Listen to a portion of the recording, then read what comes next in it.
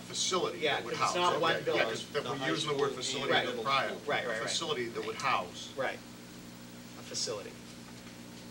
So if we change those words in both of these, then I guess the other question is, do we put the amount of money in? And then if it's a lot less, we just put that money toward the project, if the project gets approved? How would that work? Now, this money here, I mean, that we're appropriating, is this for the feasibility study or for the Yes. project, for the feasibility? Feasibility. Yeah, this motion vote order, Jerry, it Yeah, confused okay. me. I think it's really the description, Yeah, what we yeah. have is for the description on our warrant. That's all we're looking for at this point, because you don't have anything beyond that Right.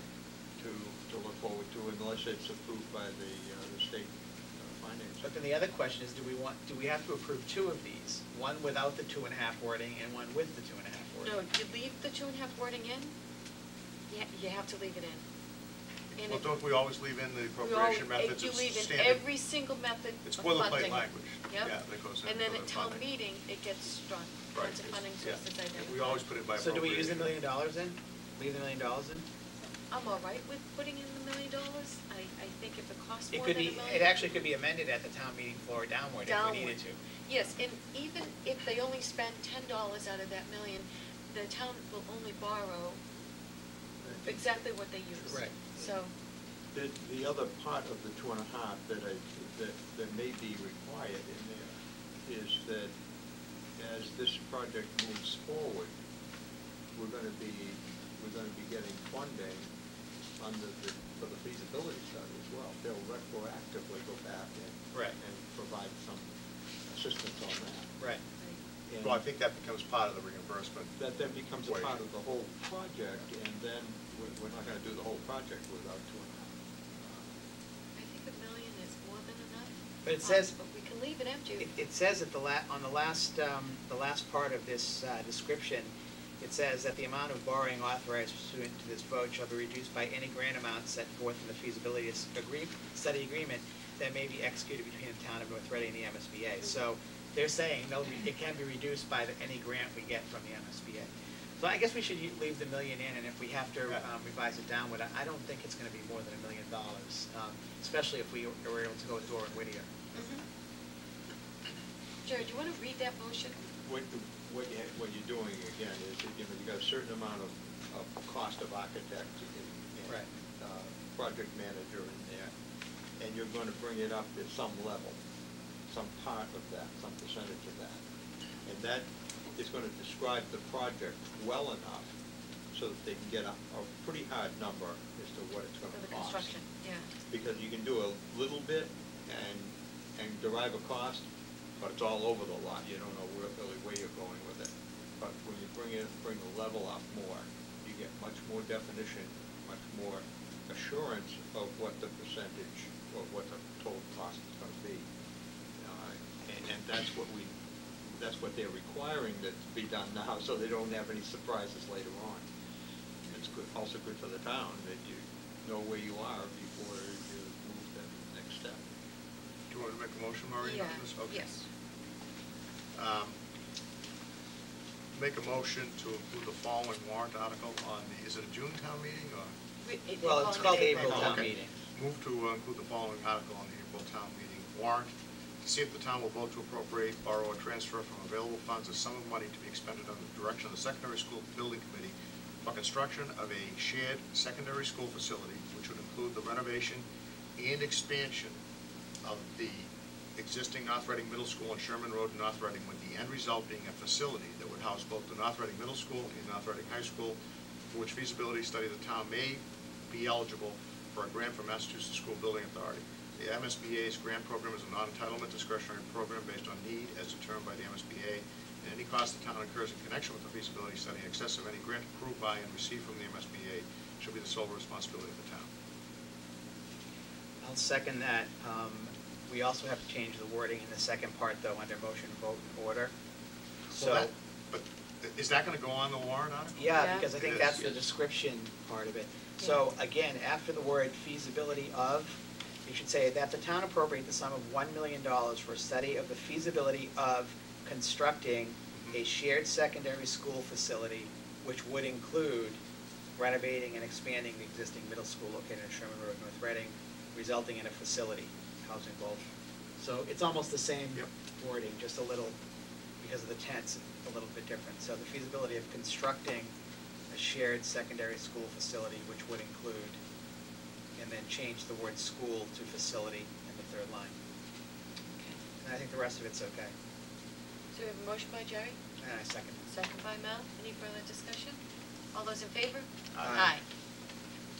So Keith, Awesome. you'll get this off, as we change it tonight, you'll get this back to Diane? Yes. And then, okay. Yep. And then we'll move on the board, the SSBC and finding the MCPPO. Okay, great. Thanks. And I think we also need to take a vote on their charge. Oh, yeah. Yes.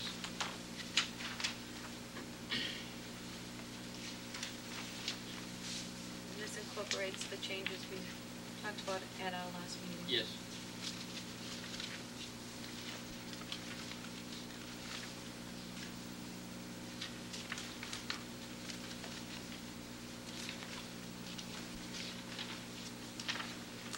Is there anything that needs to be included? When we spoke at length about the need for a marketing plan to come out of the building committee, but we haven't actually charged them with that.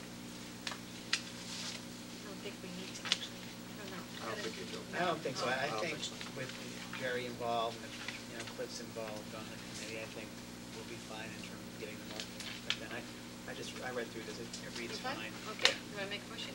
Yes, I'll make a motion, we approve the revised charge for the North Reading Secondary School Building Committee. Second? Second, any further discussion? All those in favor? Aye. Okay, here we go with this Oh, the idling? idling. So before I start, how do you pronounce it? Appurtenant. Appurtenant.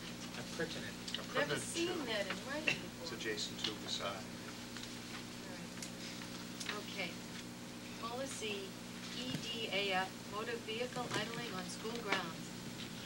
No motor vehicle operator shall cause or allow any motor vehicle operated by him or her on school grounds to idle unnecessarily, except for the following reasons: traffic conditions, keying at a school for the purpose of picking up or discharging students, turbocharged diesel engine, cool down or warm up, maintenance of appropriate temperature for school buses when accepting or discharging passengers not to exceed 3 minutes in any 15-minute period or 1 minute in any 15-minute period for other motor vehicles. For circumstances involving safety or emergencies, and for servicing or repairing motor vehicles, and as these exceptions are more completely described in the below referenced regulations.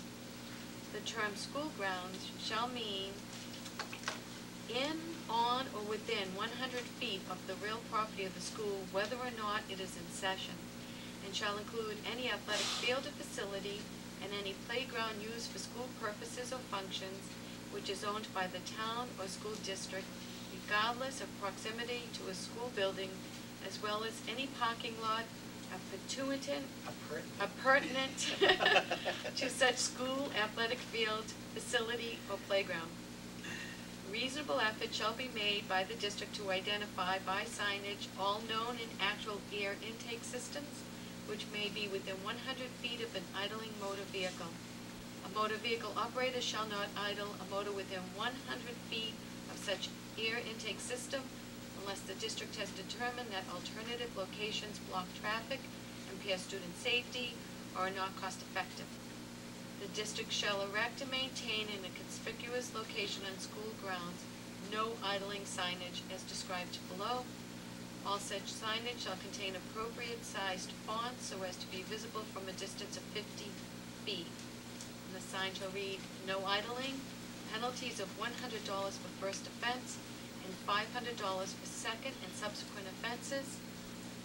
Mass General Law, Chapter 90, 16B, and 540, CMR 27. It shall be the responsibility of the school administration to ensure that each school bus driver employed by the district and not by a school bus contractor shall, upon employment and at least once per year thereafter, sign a document acknowledging the receipts of copies of the Mass General Law, Chapter 90, 16B, and 540 CMR 27. The prohibitions contained in Mass General Law, Chapter 90, 16B shall be enforced by state or local law enforcement agencies. Carl, I have a question. Do we have a mark where all of these intake systems are? Is that where the signs have to go, do you know, or? Well, we have ordered the signs, and what we're going to do is talk to each of the schools about the most logical placement for these signs. Okay. I think, unfortunately, they're probably going to be near the front doors of the buildings where parents idle in anticipation of picking up kids. Are the air intake systems marked? Not per se. Do you think that they need to be? Well, I'm just wondering if the signs need to be near where the air intake systems are, if the signs need to be, can they just be anywhere? Because it's kind of not specific, at least the way I read. It says, you know, you shall definitely not idle a motor within 100 feet of such air intake systems, but up above it gives different reasons why you can idle a motor at a school, but it doesn't say, you know, Right. specifically where the signs have to be. You know what might make sense here is each building will have a slightly different situation. And in the discussions with Wayne and the school principals, we need to erect these signs appropriate to the issue, meaning if the idle area is real close to an intake system, then the signs have to be right there. In other words, if they are within the 100-foot period distance, then we would have to put the signs, you know, right there and be particularly careful. However, at the high school, the intake systems are really up on the C wing. Right. You know, if you know where they are up there. That's more than 100 feet from where the parents idle. So in that case, Wouldn't make We much might sense to not put need them up signs there. there. no.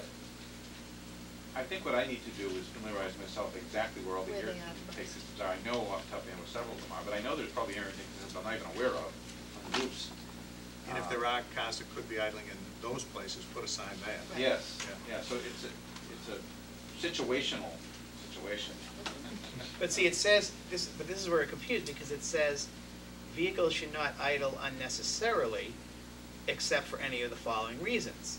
And one of them is queuing at a school for the purpose of picking up or discharging students. So if we have a sign up that says, don't idle, yet it says, if you're lining up to pick up your students, you can idle. Except That's- only 1 minute in 15. Right. They've got And it has restrictions on time idling. minutes. Yeah. Time check. At Just the- like how, Yeah, at the middle school, I see people 45 minutes early. Yeah. People line up very, very early here, but they're 300 feet away from the air intake systems. But the way this is written, it's within the school property. Right. I don't, and who's gonna enforce this? Well, the police department, of course, this is, chapter 90, section 16B is part of the general laws. Right. And the language, I think, comes directly from that. This, Yeah, it you does. can't, you're not supposed to leave your car idling at Dunkin' Donuts or at, you know, any place that the public has the right to operate, you know, their vehicles.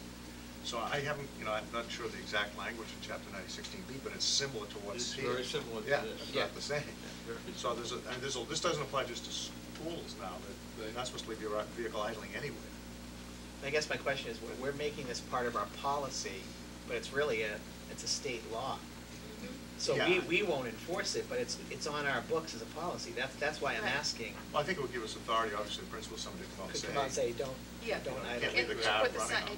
And- directions and- to put the signs in. One of the other examples is, we've had this issue before, in very, very cold periods, the buses parked at the high school parking lot have to get pre-warmed prior to departure in the morning. And prevailing wind tends to be off of Route 62, right towards Sea Wing, where the air intake systems are. We've had that issue most winters. This winter has been the first winter I can remember where we haven't had to pre-warm the buses. When I say we, it's the contractor that does it.